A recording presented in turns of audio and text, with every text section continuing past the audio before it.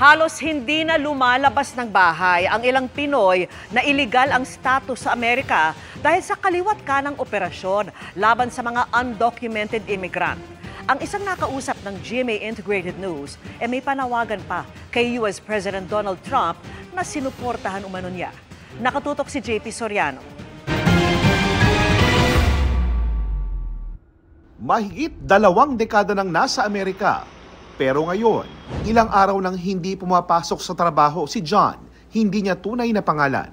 Isa siya sa libo-libong undocumented immigrant na hinahunting ng immigration authorities ng Amerika kasunod ng paghihigpit ni bagong US President Donald Trump. Kapag-aalala talaga dahil hindi natin alam kung anong talagang patutupad. So sa ngayon, hindi ka nakapagtrabaho dahil nasa bahay ka lang? Ganun na nga. Paano ka sasakay at pupunta ka sa pagtatrabahuhan mo? Kung bigla makakasama mo may yelo?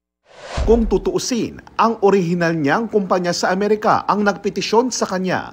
Pero nalugi ito nang hindi pa natatapos ang pagproseso sa mga papeles para legal na manatili si John sa Amerika. Sana mapakinggan ng ama ng bansa na ito, kami na ako'y sumuporta sa kanya. Maunawaan niya na aming sitwasyon dito. Hindi naman kami mga pusakal. Hindi naman kami magnanakaw. Ang pagtulong at pagpapaalam sa karapatan ng mga tulad ni John ang pinagkakaabalahan ngayon ng Filipino-American Legal Defense and Education Fund.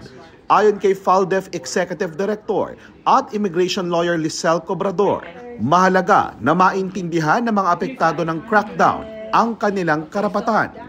Kapag may kumatok at sinabi nilang ICE agent sila, kailangan may makita silang dokumento, kasundutan kung bakit kailangan ba talagang papasukin yon, meron ba talagang warrant, meron ba talagang notice to appear. Kasi kung wala at binuksan nila, problema yon kasi binuksan na nila, pinapasok nila. Ilang araw bago maupo si Trump, 24 na Pilipino ang pinadeport ng Amerika at 16 pang Pilipino ang nakatakdang i-deport pabalik ng Pilipinas.